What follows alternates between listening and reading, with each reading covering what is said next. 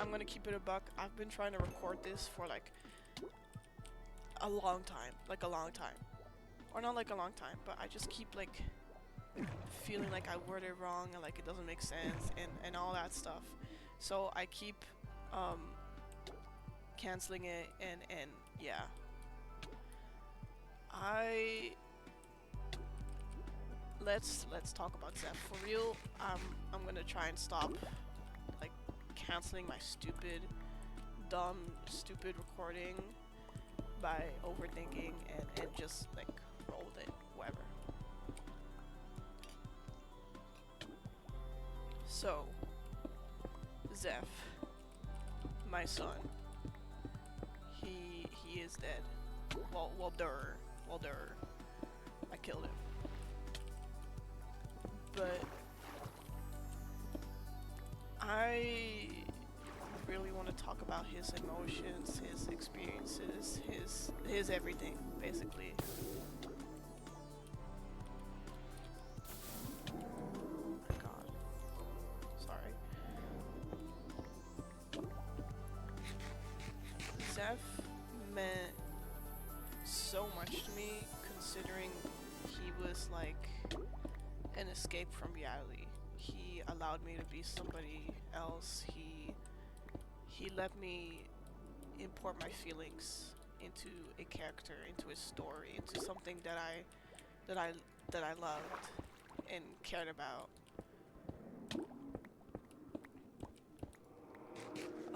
A lot of this is probably just me venting, so I'm just gonna warn you, my little dear old viewer, just know like um this isn't like, oh, I love him. He is so miserable. He makes me very sad, but I do love him. That part is true. But for example, parts of his childhood, parts of his relationships, part of how he processes things, how he pushes people away, how like, all that stuff. That's just the embodiment of me. Zeph was a character it was supposed to be just like silly, like nothing serious. He was supposed to be this drunk character that just a classic town drunkard, you know, like in with his little sob story. And he'd just be drinking, but in the end he became something much more to me. And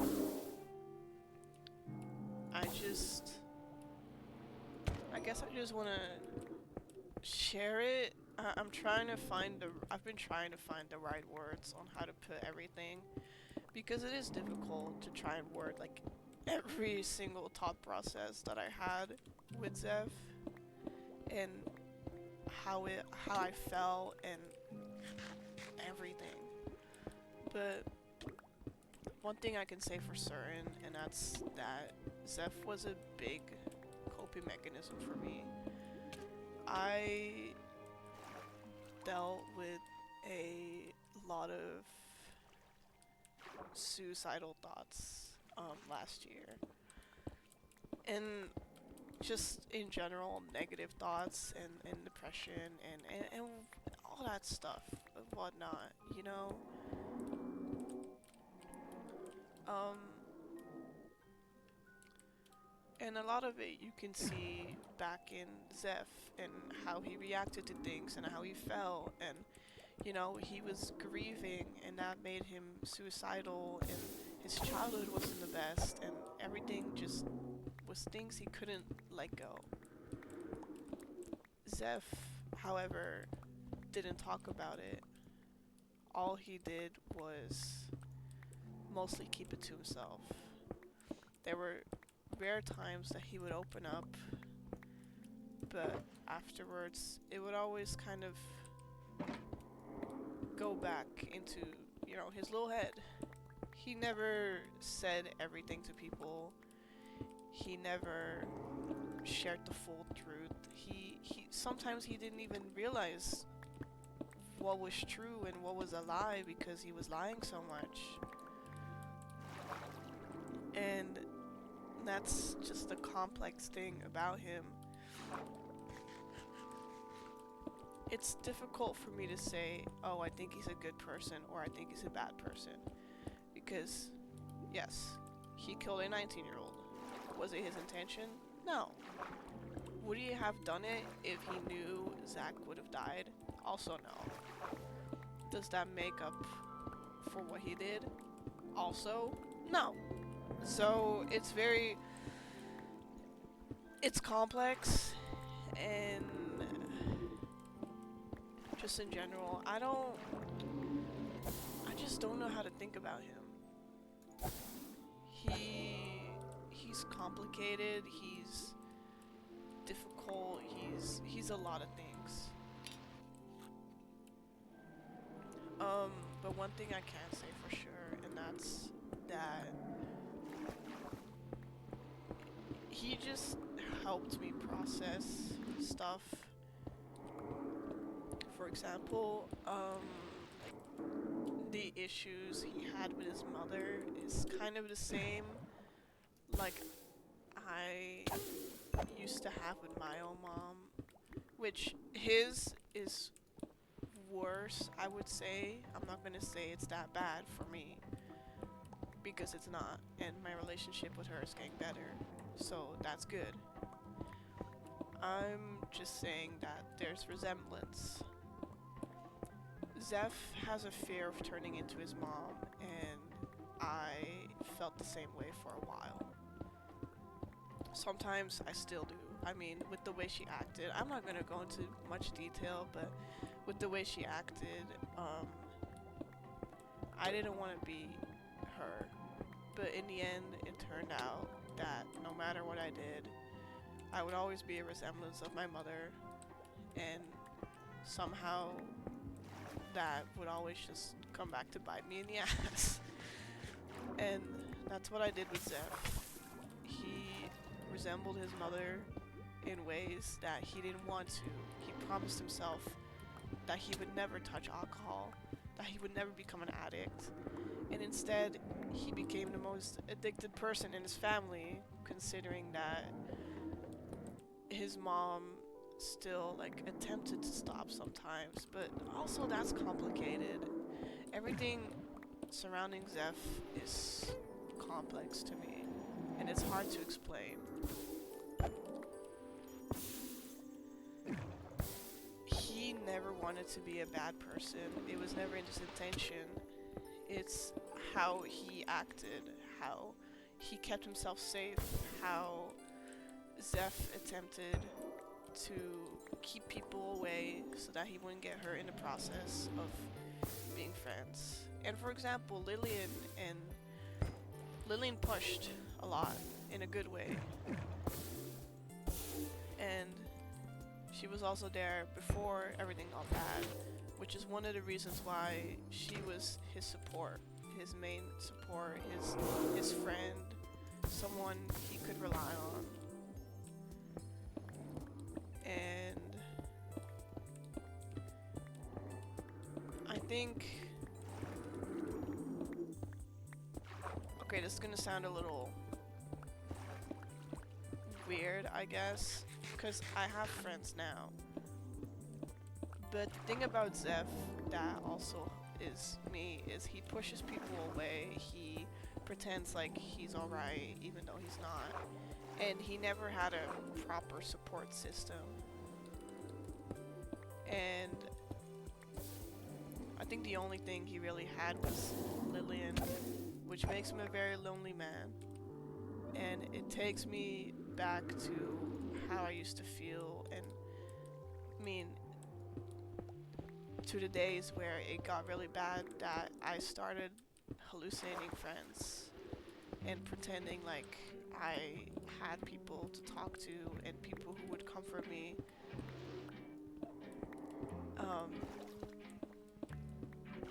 So yeah,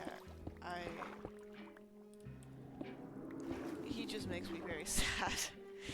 I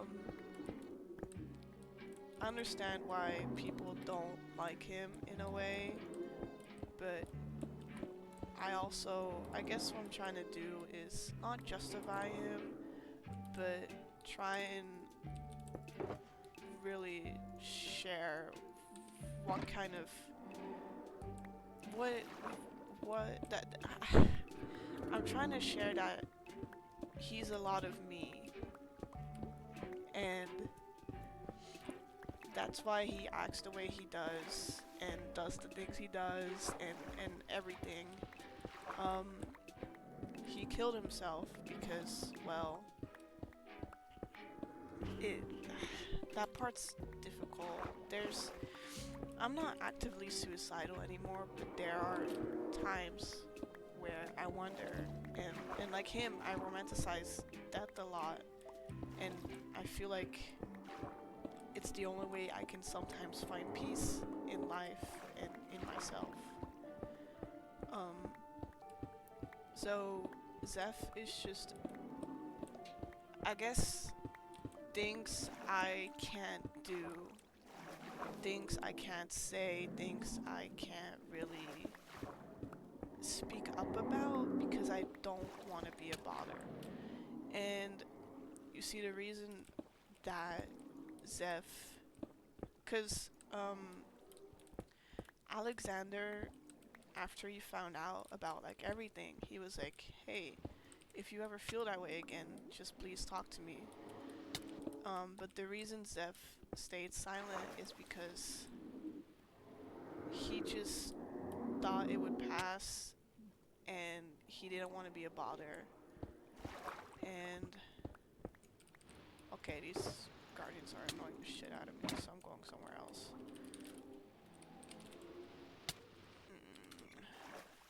Yeah, this works.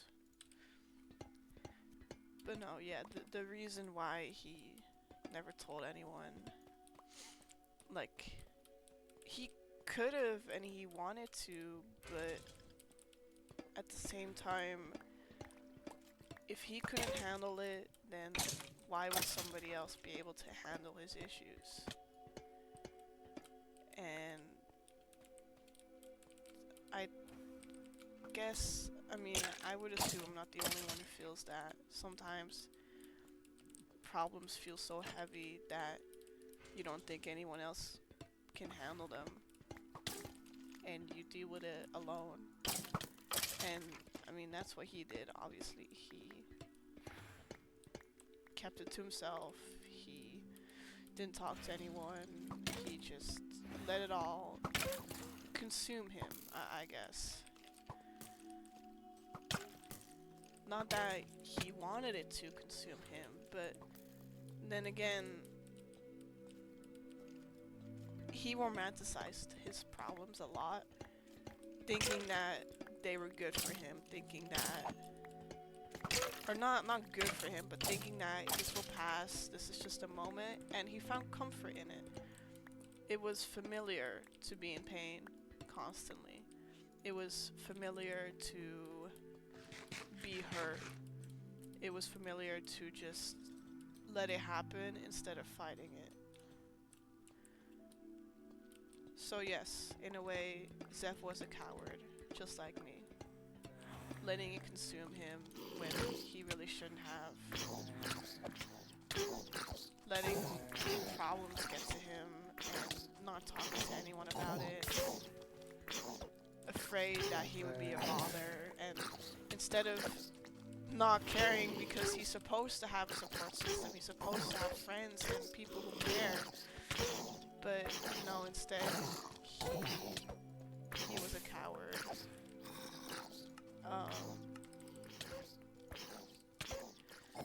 And it sounds kind of rude when I put it that way. I mean, you wouldn't call someone who didn't reach out for help a coward, right? But if we're talking about the comparison between me and Zeph and how, well, he's me in that sense, I would call myself a coward.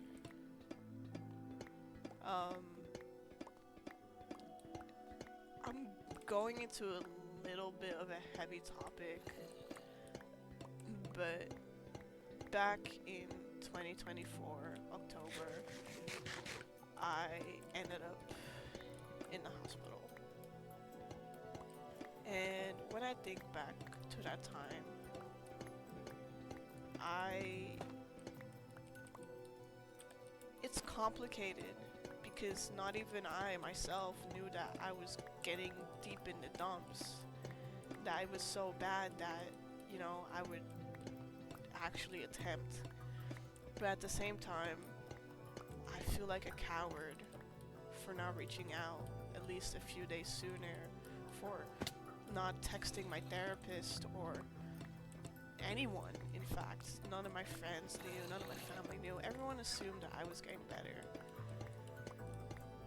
And that's also the thing between me and Zeph, is that when he moved away and he moved to Cairo, his family thought he was too busy for them and that he was doing good and that he didn't have time to contact them.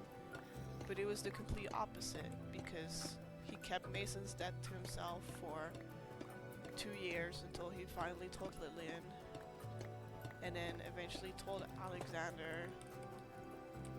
But that's still 2 years of suffering that he did alone, where he didn't tell anyone. He just drank away and let it consume him.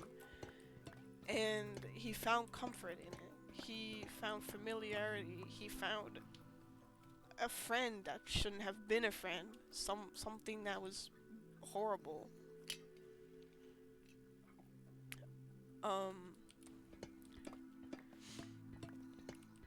And like I said, he just let it consume him, which is what I did, which is what I do.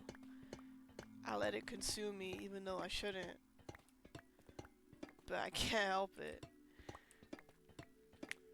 And neither can he, which is part of the reason why he's dead currently, because he was having constant reminders of what happened in Cairo.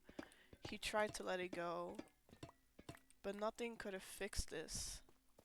Everything that happened in his life suddenly just came back alongside Mason's death and his abuse between him and Hatred, and the house arrest, and the people he killed. Even though some of it was self-defense and some of it was accidents, he still, everything haunted him. Everything haunts him. And there comes a point where it doesn't matter whether you talk about it or you don't, or you try. You can try anything, but you can't let it go, because nightmares don't stop just suddenly just by talking about it. And what happened is he just, well, he got tired of it. He got tired of everything, of fighting for something, of fighting to be better when he had nothing to be better for anymore. He wouldn't talk to his family anymore, not actively, because he didn't live with them. He couldn't go back because of his mom, and then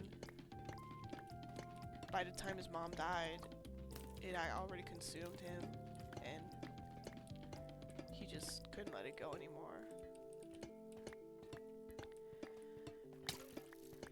So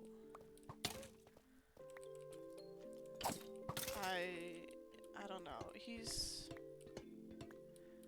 complex to me. I love him a lot because he helped me through difficult times, and you know, part of the reason why he's dead is just because I felt bad. I've it's complicated.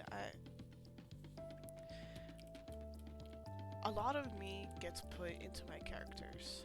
That's a fact.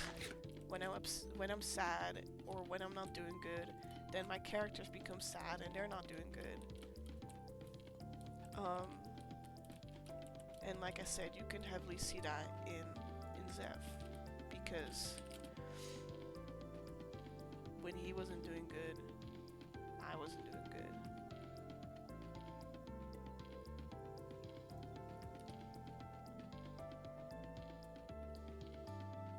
So,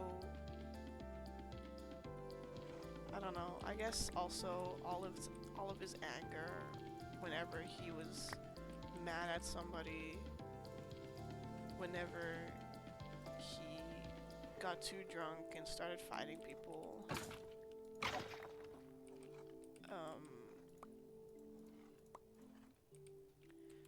I guess that's the thing with Erante. Erante is my anger. Valerian is something. I know what he is, but I don't know how to explain it. And Zeph obviously is a lot of grief and a lot of depression and sadness. Um, so yeah, I don't. It's difficult. I don't really know how to explain, but I guess long story short is a lot of Zeph is me. A lot of his story comes back to me. A lot of how he acts comes back to me. Um,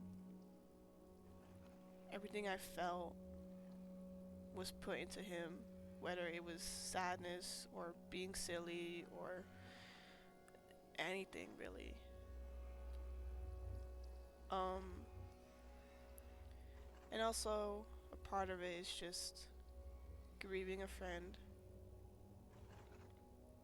Cause Mason wasn't my OC. He was someone else's. But Robbie, hello. um, but he wasn't mine. He was an old friend, and that friend just kind of left everyone without a word, and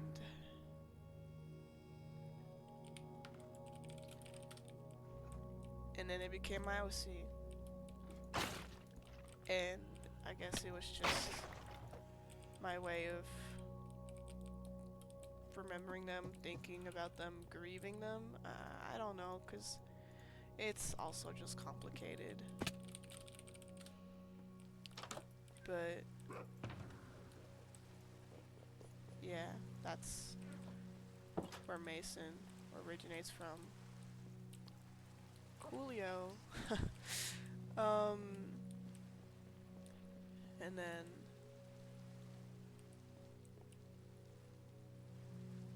the one thing that, okay, this will be the last thing, but one thing I thought about a lot is how his house is frozen in time. I'm not gonna touch anything up here or down there unless I'm like cooking up food, you know. But my storage is down there. But either way, this is his house, and it's frozen in time, and it reminds me of how, like I said, when I was in the hospital, um,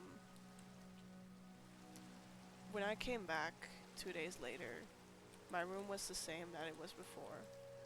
My LED lights were on in the orange color that I left them in. My bed was still a mess. The, just like everything that happened that night, the remains that I left, the way I just left the room, it was all the same, and it was frozen in time, and I came back and I saw it, and it felt very odd to me. It was weird because I've never really seen it like that. I've never really experienced something that I don't know. It's just like everyone around me, the world kept spinning, but my room, that place, it didn't change. And it's the same with death and anything really. If you leave a place, if you leave it behind, nothing changes. I'm talking like physically, like for example, if you, I mean, I would assume if you move out of your house, then your room stays the same for at least a couple of years before your parents decide, hey, let's let's do something with it. When you die, your the last things you touch stay the same because people grieve. They don't want to change it. And this is gonna sound really corny, but for example, if you leave a Minecraft world and never touch it again, it doesn't change. It stays the same. And I guess just frozen in time, the concept of being frozen in time means a lot to me. It makes me feel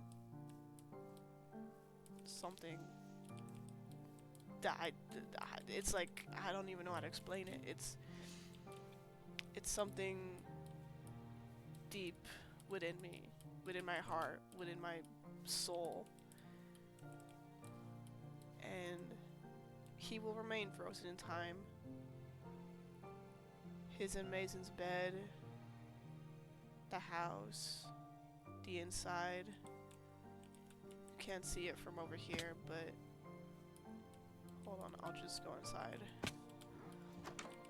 The mailbox where I used to store my mail, the kitchen, the beds, the music box, the letters that that he got from Chance, the gifts, the ones from Lillian, his logbook, everything stays the same. And I don't know. He makes me very sad. But yeah, I guess, I don't know, I guess a lot of this was just me venting and explaining how I felt. But I don't know, I guess I just want to share that a lot of Zeph is me. He is me, I am him. Like, type shit. So, yeah. Thanks for listening. I'm Ms. Zeph, and I love him. So, yeah. Ray out? I don't know. I guess maybe I'll talk about it more later on, but this is all I have to say for now. All I could put into words. So, yeah. Bye!